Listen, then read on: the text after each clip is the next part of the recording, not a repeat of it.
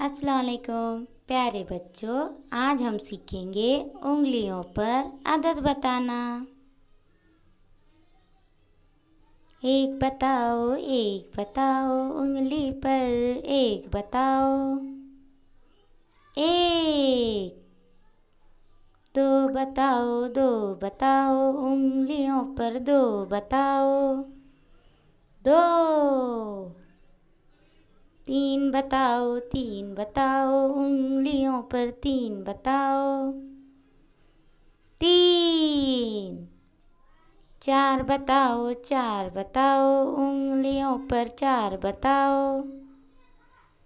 चार। पाँच बताओ उंगलियों पर पाँच बताओ। पाँच। छः बताओ उंगलियों पर छः बताओ। छः। सात बताओ उंगलियों पर सात बताओ। सात। आठ बताओ उंगलियों पर आठ बताओ।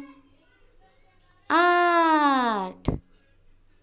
नौ बताओ उंगलियों पर नौ बताओ। नौ। दस बताओ उंगलियों पर दस बताओ। दस। शुक्रिया, हंसते खेलते रहिए।